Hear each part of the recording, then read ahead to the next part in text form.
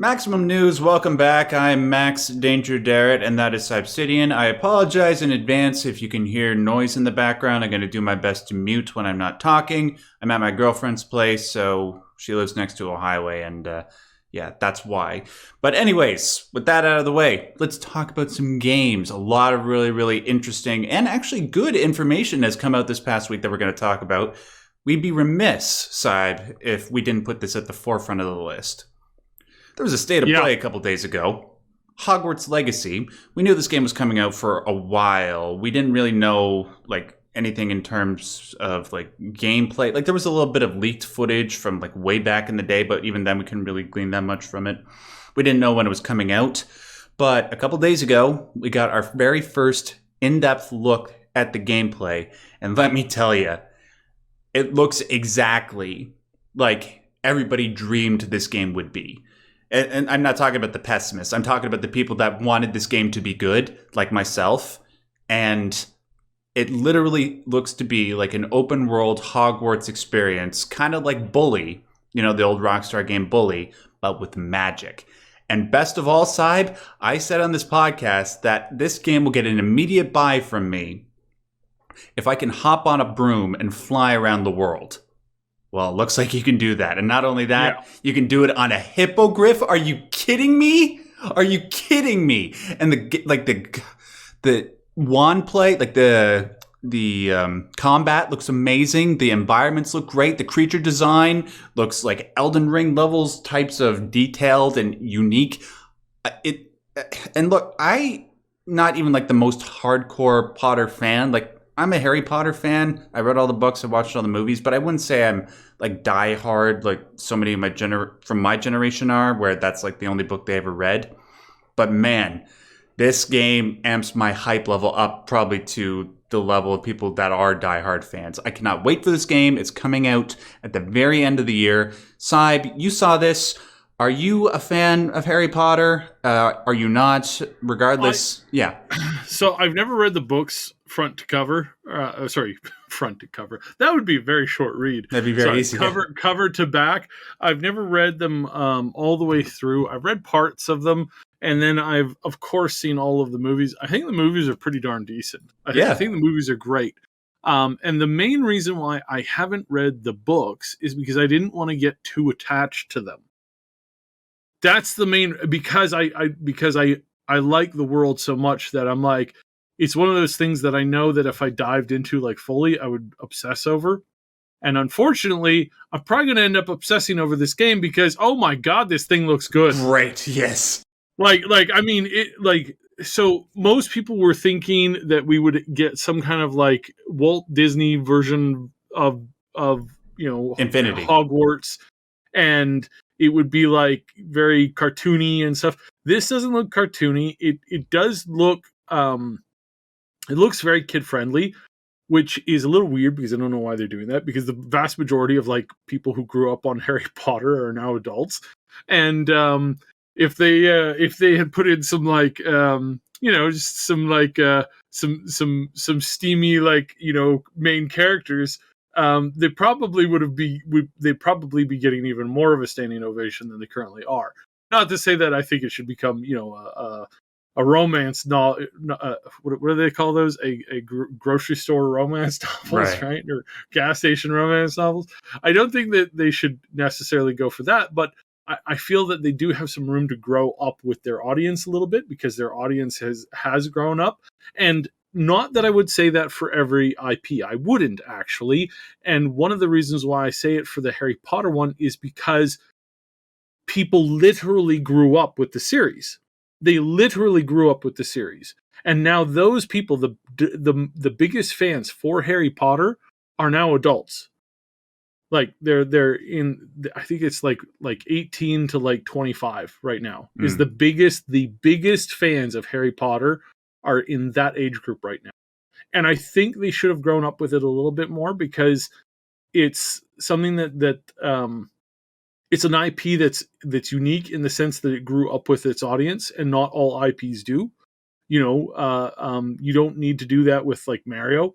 You don't need to do that with Yoshi or like literally name any other franchise, long running franchise that's out there, because it kind of stayed where it's at, right? Like it's like, Can you imagine an M-rated Kirby game? That'd be so dope. right? So it's kind of like Sesame Street, it's always there, right? Right. But Harry Potter grew up with their audience. The first Harry Potter is aimed very much at children, like at young children. I'm talking about the movies now. The last two movies are not something that you would take, the same kids in that saw number one and take them in that same day to see the next one. Agreed. That there is a little bit of that happening. Obviously it's on DVD or it's in people's collections or it's on streaming services, and the kids nowadays, they get to see that kind of that whole series, but they also don't like click with it that much. Versus the kids who literally grew up with it, spent like what, 8-9 years going to see that, year after year after year, and growing up with those characters. So I think there's a little bit more of a room for them to kind of grow up with this and to kind of like take this forward. And so I am very excited for this game, because it looks absolutely fantastic. Yeah. The only thing that I didn't see is I don't know if you can play Quidditch. I think it's implied that you can, because you do see the one student fly into the camera, like right next to what looks like the Quidditch patch, I think. Yeah, it might be wrong. That's the one thing that I did not see them focus on in this. It was like a 20-minute like showcase, going through the game, going through the characters, going through the locations, going through a whole bunch of stuff. This world looks huge. It looks very open and looks very good, like very clean. And I'm very excited for where this is going, because again, we need some wins here with video games. I don't know if you noticed, but oh man, it's been kind of the last year or two, barren. The last like 3 years have been dismal, right? Have been absolutely dismal for video gaming. Sure, there's been some good ones, but when you count on what should have been good, what should have been good series going 4 or 5 years back now, it's been letdown after failure after letdown after failure after letdown after failure. And then the big corporations, they get together, they do this huddle, and then they come out and they're like, all right guys, we've had a big talk, we've really decided that we're going to really double down on our winning strategies. All right guys, let's do it. And then they pulled out a bunch of knives and stabbed themselves in the stomach repeatedly on stage. Square Enix? Like everybody's done this, right? No, I know. I just meant. I mean, you go back. If you go back 5 years 5 years ago, and you've got the highs. You got The Witcher just out. You've got all these games that we're looking forward to. You got Mass Effect around the corner. You got this Anthem game. You've got all these games coming out from EA and all these, and everybody's like, oh yeah. It looks like gaming's going to be great. It's going to be great. I remember people saying, the next 5 years of gaming is going to be the best game years release we've ever had. You think Witcher 3 is good? No, Witcher 3 is the highlight of the last like 5.5 years. That's how sad this is. And even with that, you see the fall of, like, not the fall, but like, CDPR really, really dropping the ball on what everybody was hoping would be the kind of like this new beacon of light. But all the mistakes that were made with that. And so really recently we've had a lot of like really good games starting to come out. We've had a lot of really good products coming out. And this is good. It really is. Yeah. And I think what we're going to see in the future is we're going to see, a lot of these games that people have been working on for a while coming out. And I mean, Hogwarts and the next game we're to talk about are two things that have been like, I've just been kind of, my eyebrows have been raised. My glare has been intensified. It's like this game in particular is looking fantastic. And it's also coming to PC, which means modding. Oh yeah. So when you cast the Avada Kedavra on somebody, that means they explode into a blood cloud. Oh yeah. Yeah. So I mean, we're gonna see. We're gonna see if that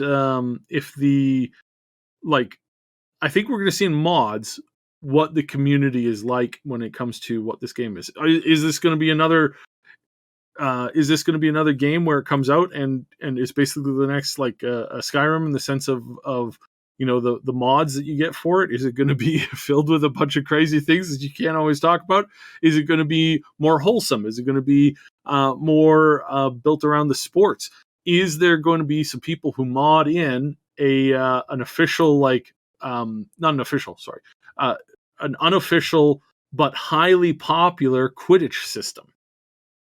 Is that something that we can look forward to? Could Quidditch become like the Gwent of Hogwarts Legacy? I would like to see it be even better than that. And I've been saying this for a while. I really think they need to make Quidditch be an esports and really hype that up. Like really hype that up. Because I think out of all the things that you could make ahead of time, that you could make that you could actually aim for an esports release, make it highly popular, all that kind of stuff. That's the one thing that I would say, hands down, they could do that with that title. Hands down, they could do that with that title if they do it right. And I don't know if they're going to do it right or not. So I have no doubt that Quidditch will be in it. Even if it's like something that's introduced in DLC, it has to be in there because it looks like they're trying to recreate Hogwarts. And to recreate Hogwarts without the huge Quidditch patch would not be accurate Hogwarts. Let's just say that.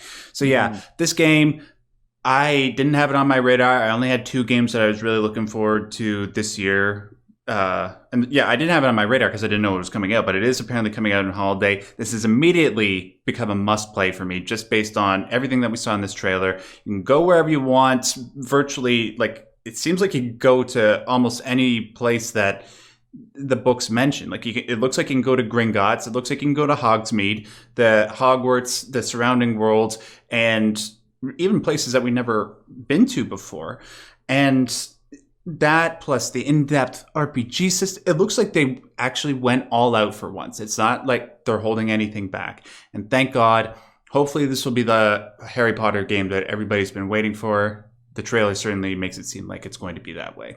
Now, speaking of games that are coming out this year that you and I are very much looking forward to, there was this new Starfield developers blog that dropped a couple days ago. Still, Bethesda, they're being very, very tight-lipped about actual concrete details regarding the game. Like, they're just feeding us little tidbits, like, here and there, just making sure that we're paying attention. And while most of this video was just sort of them patting themselves on the back about stuff that's going to be coming, there was 1 or 2 interesting things that I think are worthwhile talking about. If they're actually going to fulfill the promises that they make this time around, it could be very interesting. So I'll bring up 2 of them, and then, Saib, I'm sure you'll be able to bring up any of the things that I missed. One of them is that apparently, with all the factions that are introduced into this game, you can join them. And then when you join them, you can sort of live within them as a good guy or a bad guy, operating on behalf of one system or faction to help another faction or to infiltrate and destroy that faction. It's sort of hard to explain right now why they sort of made it seem more in depth than I'm sort of making it seem right now. You'd have to go watch the video, but that was really interesting. And then the other thing that they brought up was they referenced the persuasion system from Oblivion, which made me very happy because I think I put more hours into Oblivion than any Bethesda game. And they said that they're going to try and bring a version of that back for this game. And hopefully they can sort of live up to the promise that they set with Oblivion, with trying to get people onto their side and using a proper dialogue system to make it more immersive. You know what I mean? Which they weren't ever able to do in Oblivion, and they certainly weren't able to do it even though they sort of promised it with Fallout 4. Hopefully now they'll be able to get that, and if it does, I think it'll be revolutionary. Now, what else did I miss? So stats. Stat points, traits, things that make an RPG an actual RPG. And this is something that I have been, like, not just me, lots of people have been really annoyed with for a very long time is that for a very long time now, it has felt like every iteration of every RPG that comes out of Bethesda gets less and less RPG-ish Yeah, more and becomes mainstream. more and more actiony, and and not focusing in on those really really important bits, like those really really important bits. We're just not seeing that anymore. Not to the level that I would like to, not to the level that a lot of people would like to see this stuff. And that is that's been disappointing, frankly. I when they got Fallout, I was so excited to do the traits and just like the traits, the skills, like leveling all that stuff up, and progressively through 3 and 4, we've gotten a whole lot less of those things. Even though the environment and the worlds that they're making would are screaming for it to be there as part of the system, more so than ever before. And so I'm really excited for that, because that's something that they've said that they're really focusing in this time. And I'm hoping that they have a difficulty system that kind of reflects that, having a more hardcore system to kind of like bring those things out, tease those things out. That's what I really want to see happen with that kind of stuff, is that I really think it's the best of both worlds that we can get, when we can get something that actually, there's a hardcore system that makes those traits, makes those perks, makes those skills actually really really important. Because as much fun as it is, and it really is fun to become the master of everything, it's not a very good RPG when you are.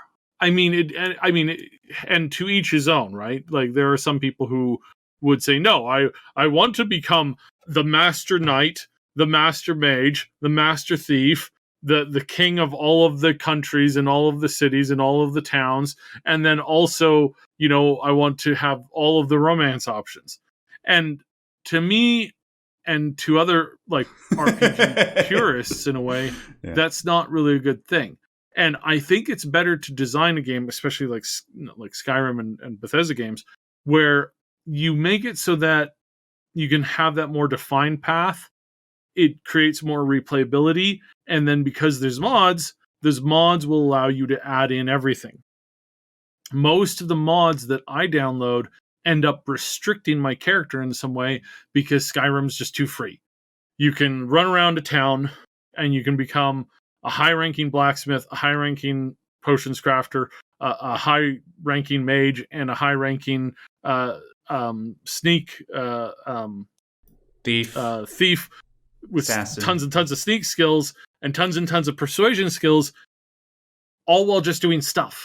And again, I like that idea. I think that's fine, but I think they need to not restrain it, but like curtail it in such a way that it's not so it's not that you really do have to kind of focus in on it. So some of the mods that I get is that when you swear yourself to one of the field stones, that it has a way more impact on your character, and it makes other skills harder to get. It makes those skills a lot easier to get. So that's one of my favorite mods. And then some of the other favorite mods is just increases difficulty for like point spread, basically. So if you're trying to become a master of everything, the game is just overall a lot more difficult than if you kind of more specialize into things, and then that's kind of good. But and again, I'm saying that when you start with the base this way, it's really easy for somebody to mod that experience in, and open up the world than having to like close down the world around you. So I'm not sure if that's the best solution to this, and I would love to hear in the comments what everybody has to say about that, because I know that this is probably one of those topics where everybody has their own opinion on it, and I think opinion in this case, as far as gameplay goes, is like there's no one real right answer, right? Like the right answer is make the game good, make you want to waste time in the game by playing the game, not become a chore, not become a second job, not become a thing where you're really pressured and you're not having fun because the systems and the mechanics are stupid, right? So the most important thing, the right answer, is to have fun in the game. And I will say that Skyrim and Fallout are still fun. They're still fun, and they're exceptionally fun to play. And you can boot up Skyrim and run around and have fun in it very easily. Minus all the bugs and that kind of stuff. So I'm really curious as to what everybody thinks. Like, let us know in the comments. Do you think that it's funner to become the master of everything in 40, 80 hours? Or is that something that you'd like a little bit more restrictions on so that you can kind of have a slower growth and experience with that, that world? And are things like perks, traits, and skill points, are they something that you favor in a game like Starfield, which we're gonna assume is just basically like Skyrim and Fallout in space? Are you going to be looking forward to those things, or are you going to be like, that's too much RPG stuff. I just want to like pick up a gun and start shooting aliens. Like, that's all I want. I don't want none of this pick a trait that gives you your character weakness while also giving them a bonus. Like, I don't like that. Let us know, because I'm really curious to see where everybody's standing on that, and where if and where people are excited for that, and in what ways. So I'm really looking forward to that. And that's the thing that I'd say kind of jumped out at me, is they're really kind of doubling down on this as we're getting closer. So I'm excited, because I think this is something that we haven't had in a lot of games. And when you're looking at, Elden Ring, you're seeing that making things difficult, as long as it's fun, as long as there's a way for somebody to like slowly gain skills and kind of like increase their experience through training and honing their skills, that's a good thing. And it looks like it's a very marketable thing, because it's been doing great. Yeah. Whichever way they go, I'm sure that everything will be made okay for whatever preferred playstyle people might have, thanks to the modding. It won't be a Cyberpunk 2077 situation where things could have been improved by modding, and it will get there. It's just not there yet. But Bethesda has always been sort of very friendly, famously so because of that. So only a few more months, I imagine, until we get that first gameplay reveal. Like I said, last year's E3, I said we would probably get our first gameplay reveal in June. And looks like we are on track for that. They did put out some gameplay with this, but it's not long. It's like just 8 the robot. Seconds of the robot standing in a room. Ooh. And it's like, that's great and all that, but that's not a whole lot to go with. Yeah. So Bethesda, like I said with Hogwarts, if you want to sell me on your game, just give me the ability to fly from one place to the other in an open world environment, and then you got my dollar. Okay. All right. Next story. Syb, I never played the Plague Tale. What's going on with that? So Plague Tale is the next video game that's going to get a TV adaptation. Oh, okay. Adaptation, yeah. So we're looking at basically Plague Tale getting some TV stuff, and I don't know so much about this one. I like the world in the game. Ash did a whole bunch of Let's Plays and some guides and stuff on it. The game didn't do as popular as I was kind of hoping it would. It didn't have some of the more... I was hoping for more of an open world combat situation, and it really is it's more linear, like puzzle solving. Okay. And kind of like a stealth game. I was hoping for basically like Thief. Thief, and a combination of Thief and Hitman, in a that's what I was personally hoping for. And it's pretty close to those things. Don't get me wrong. It's not a bad game. It is a very decent game as far as the general experience goes.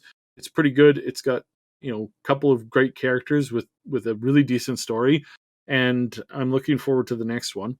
Yeah. Well, it was good enough to get a sequel, right? So there you go. And then, it's about as like, that's as much as we're getting right now. It's one of those things where I think just overall for the industry, it's like we're slowly seeing more games coming out, more shows coming out of games. Yeah. And the more they perfect that, the better this is going to get for everybody. Mm-hmm. I really think that the better this is going to get for everybody. And I'm really hoping down the line, at some point, we'll have more and more of a connection on this where we'll get like, you know what I'm dying for? I'm dying for a, this was so close. It was so close to getting released, and then it got bombed, and then it got boxed up, and now nobody's going to touch it. And that is the video game for Firefly. We're never getting that. And there's like, because again, this works both ways, right? And so seeing more of that stuff, seeing more of that kind of tie-in stuff, I'm hoping that it gets better. I'm hoping that we see a ton more. I'm hoping that, we stop getting these absolutely atrocious stuff, and the more success that we have with this stuff, the more success we're going to have in some of these shows. And let's cross our fingers and hope that Hollywood doesn't screw this up like they have with so many other things. Undeniably, like what I've always said ever since like video game adaptations started getting made, is that if Hollywood gave these properties the respect and TLC that they deserve and that they need, and start making like not just like 5 or 6 out of 10 type movies, but like 8 or 9 out of 10 movies, TV shows, that these could be sort of like the new fad. They would overtake comic book movies as sort of the things that everybody goes to, because when you have a franchise that you can enjoy throughout a bunch of different mediums, movies, books, TV, and games, that's going to be huge. That's going to be tons and tons of money, and it's going to incentivize more stuff like that. So yeah, hopefully this is the start of something really, really good. We've had a couple of really, really good video game adaptations, Arcane being the best of them. Let's hope that A Plague Tale can be one of them. And I don't know if you know this, but Netflix actually announced that they're doing a Resident Evil series. I'm not too confident about that, given the first movie was like really decent. It was like really decent. It was close. It was so close to being like just really good. And I would say that it gets a thumbs up for me. The second one came out, and it was like a little less of a thumbs up for me. And then as they went along, they just got progressively worse and worse and worse and worse and more ridiculous and stupid. And again, no offense to the couple that makes the series. It's just not good. Like it's good. It's good. Like as Hollywood standards goes, it's better than most movies that Hollywood puts out by far. But they're not true to form video game adaptations. Right. And I want to see more of that true to form video game adaptations, because that's where the industries in the future are going to connect, and there's going to be like more of a better bar set. I think that's the best way I could put it. Yeah. So guys, people in Hollywood, listen to us. Don't listen to anybody else. We know what we're talking about. Just start taking these properties seriously, and then when you do, you won't believe the amount of revenue you'll be able to generate, especially when you do Metal Gear Solid. Get Jordan Vogt Roberts to get that movie ready. Please. I want it now. All right. Next one. Video game. I didn't know there was a Video Game Hall of Fame. Why the hell isn't Ocarina of Time in there? That's a good question. I don't know the answers to why it's not already in there, but it is interesting to note that, that it's getting in there now. And I think overall, I mean, it's a good game. It's probably one of the best in like my formative growing up years with gaming. I did catch it like I caught it like going into adulthood essentially. So I wish I had the chance to play it when I was like 9 or 10, which obviously wasn't out when I was 9 or 10. But it's like the majesty of that game is so good. It's so good, and it's so good. So I congratulations. Now, if Nintendo could please understand and accept the fact that there are thousands of games in their library that people are willing to pay money for to play. Yes. Could you please learn from this that people want to play your games, and they want to play Ocarina of Time on a device, preferably on their phone, because they can do that now. on their PC because they can do that now. Anything to play the game that they loved growing up and that they don't have the original technology to play for, and that there's just an impossible thing that they can no longer get. Yeah. Which is so weird because I can go through and play thousands of games on Steam from my early childhood because they're there. But for some reason, and GOG and other places like that, but for some reason, you refuse to let us play this game or any of these games from your older systems. Please, please, please learn your lesson. Well, in regards to Ocarina of Time, they technically do, but the emulation on the Switch sucks. So you have to, I actually played Ocarina of Time for the very first time a couple months ago. I played the original version, not the remastered version for the 3DS. And like you said, Saib, I imagine I probably would have appreciated this game a lot when I was 9 or 10, just being able to use the limited graphics and the open world and just let my imagination run wild with a game like that. Having said that, though, I played it and there's still a lot of charm to that game. And of course it deserves a spot in a video game hall of fame because it's one of the archetypes. So many games that came out after Ocarina of Time owe their success and their creative inspiration to that game. You know, it's like first-person shooters owing pretty much everything to Half-Life, or RPGs owing everything to Ultima, right? Games like that need to be recognized by some sort of professional body. I'm glad that there's a Video Game Hall of Fame. I'm glad that they're recognizing it. I'm just wondering why it took them this long. And I'm actually wondering what games got in there before it. I'd have to take a look at that. Anyways. Right. Next story. Perfect Dark. Yeah, we got we got an announcement, I think it was at last year's E3, that they were going to be doing another Perfect Dark game. They made the announcement alongside Fable.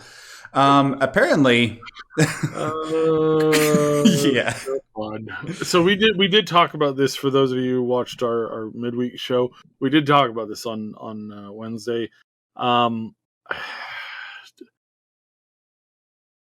trying to remember that one line from Inception. Oh, I'm disappointed. Yeah, disappointed. It looks like another. Sorry. I'm disappointed that they're trying so hard with the inability to understand how to do it successfully. Like, that's the biggest thing. I am so shocked. I am so appalled. I am so bewildered by their inability to do this stuff. Like, I'm so frazzled by these major mega companies who are like, we're going to make the best product ever. And then they fly themselves into a wall at Mach 5. It's like, I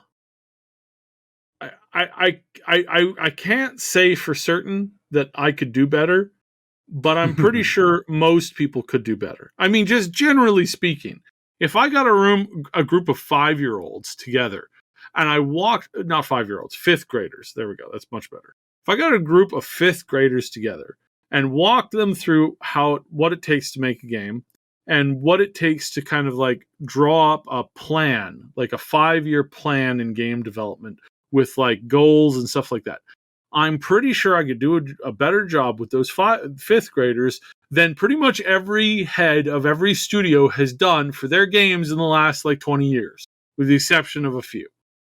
I'm not talking indies. I'm talking like big, major, massive, mega studios that have burnt through so much money. They have burnt through mountains and mountains and mountains of money, making an absolute crap product that has taken, I mean, in some cases, it's taken a decade. You know, Duke Nukem. Yeah, that was the one. Star Citizen. Again, people say, it's Star Citizen, it's coming, guys, it's coming. It's only been a decade. It's only been in development for a decade. They have a lot of work to do, guys. They gotta make it. It's gonna be really difficult. It's coming. It's like showing up at George R. Martin's place, sitting down and saying, he's like, I'm going to tell you a tale of a fantastical story of dragons. And you're like, oh, cool. dragons. What else? Oh, undead. All right, book 1, starting with a story of a queen who likes to blank her brother. And it's like, okay, where's the zombies and dragons? Oh, they're coming. And then, after several years of being there, and you're like, where's the damn dragons and zombies? Oh, they're coming. You're like, we're 5 books in. Where are they? Oh, they're coming. It's like that's how these developers handle their projects. Yeah. No offense to George R. R. Martin. I just think it's really funny. Wiener. So go ahead. South Park, right? We watch a lot of South Park here. I mean, you guys might have noticed. But seriously, it's like these guys come out. They say, "Oh, we're making the first quadruple A game you've seen. It's going to be amazing. It's going to be so great." And half our team is left in the last year. Okay, guys. Yeah. You might have something wrong. And also, like, if this comes out to be a glorified team shooter, like Valorant or something, or Fortnite, I swear I'm going to flip a table. Like, if that's what this thing becomes, I'm going to be so disgusted. If this is not an absolutely massive world that takes you 500 hours to play through and experience story that is totally different than what your friend played through and they got, and your other friend played through and they got, I'm going to be highly disappointed. And so just overall, I think I'm going to be disappointed. I'm pretty sure that's all I'm going to be. I'm pretty sure at this point, I am only going to be disappointed, because that's how these big corporations work. Is they take something, they take an idea, they take a concept like a quadruple A game, and they don't actually know how to create what they're wanting to create. Yeah. Meanwhile, you got this guy making Kenshi by himself as a single developer, makes a game that you can have like just amazing unending stories in, and you're just like, wow, this is absolutely fantastic. I wonder, can we get this in other stuff? No. No. And I mean, we'll see it in games eventually, but just generally speaking, this is a showcase. This is a perfect showcase of what is wrong with these big studios, and what is wrong with this giant leadership. Do I think this game is a wash? No, I don't think it's a wash. I think they are actually, in a lot better position than other games have been in the past. Sure. Probably by a lot. I suspect that one of the problems they've run into on this project is that it has taken them a really long time. I think I've heard rumors that this has been in the works for well over 7 years at this point. Perfect Dark? Yeah, I've heard rumors. So, like, the official tagline of when they started a project is never really like the actual thing, right? So yeah, there's been a lot of rumors around it, and I don't know. Is it okay? Because I was about to say, like, Perfect Dark, don't announce it unless you have like a firm plan or like you've gotten some development in on it. But like you said, if it's been in development for 7 years, is it sort of like a Skull and Bones type situation where like they have builds of the game that they can build towards a finished product, but there's just so many differences in creative vision that they keep changing things around all the time? Is that like approximately what you think we got here? Well, because that's like what I'm looking here is that like you said, half of the team at the initiative, the developers that are working on Perfect Dark, have left. The games director, the design director, I'm just reading this here, 2 senior system directors, senior writers, technical directors, lead game. So senior writers, you can kind of pass that off because writer only needs to be there for a certain amount of time. Okay, true. And so, I mean, did they leave early? How much of the way through the project did they leave, right? Because if you're working on a big main, like, piece de resistance type thing, it's like, if you get like 95% of the way through that, your job's basically done. The last 5% is usually like cleanup work for a writer. because the main bulk of the story, like the bullet points to the beginning, middle, and end, are usually done in around the 50% mark, almost always. Right. The general concept, and from there it's fleshing out story. So in a lot of cases, as a writer, typically what happens, we call that the first draft. The first draft of a story is you literally vomiting up the story onto a piece of paper, and it's horrible, and you have to go through that, and you have to rewrite paragraphs over and over and over and over and over and over again to get them to be perfect. You have to rewrite chapters over and over and over and over again to get that perfect. But in game development, it is still fairly similar in that you have a general like idea, sense of story. You put that out, and then you spend the next few years like perfecting it up. And then there is this point at the end of your project where it's a lot of just like the last 10% is it's not always how it goes. I'm just using generalities here. The last 10% of a project is usually just really annoying, and by that point, depending on how much of a passion you have for that particular story, how much of that story is like how much of you is in that story, is in like your blood and tears, as far as like putting it out, getting it done, and making it good. That's gonna vary. You might be absolutely sick of the story at that point. You might never want to touch that genre again because you're just annoyed with it, especially on these gigantic projects that take 5 years or more. It's like there are some people that just don't want to write the same thing again. They want to move on to something different. They want to move on to something else.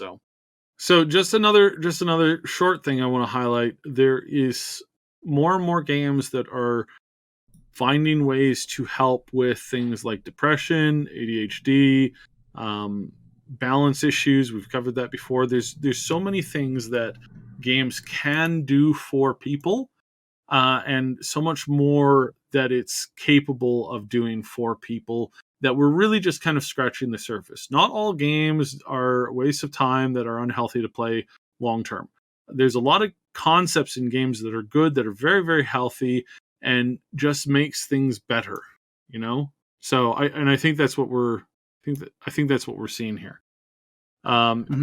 This particular one is called Deep Well, and they're working on trying to help with conditions like ADHD and depression, as well as helping to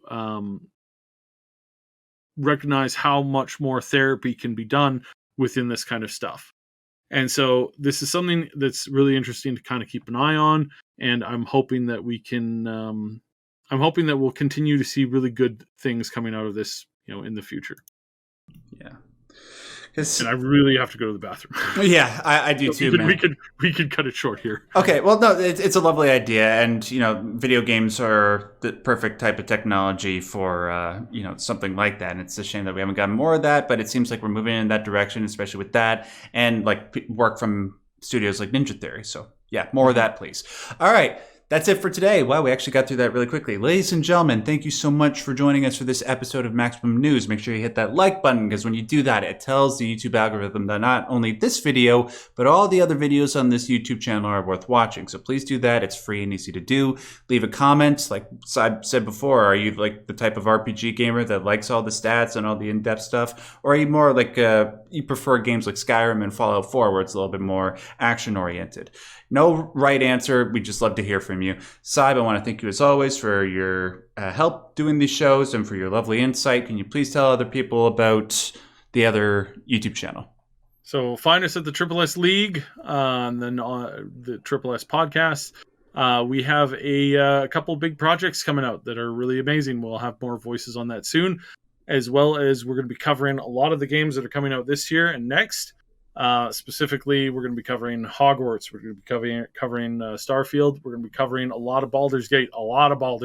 Nice. And we've got a bunch of other things that we're going to be covering coming up here, depending on how this year goes. So yeah, follow us for news, info, and especially guides over on our main channel. It's mostly guides now. We've kind of broken off the chat comment because YouTube doesn't like it when you talk about things and then show guides for things. They just want you to pick one or the other, Right. and then stay in your lane. That's wonderful when a mega corporation tells you that. Yeah. Like The Rock, shut your mouth and know your role. Yeah. And then you guys can just find really me on disturbing. Yes, it is Incredibly disturbing. So you guys can find me in just all the regular forms of social media, just at Max Derrat. I'll put links to my stuff and Syb stuff in the description box below. All right, until next week, stay yellow. And speaking of yellow, Syb, you got to go to the bathroom. Peace out. Yeah. See ya.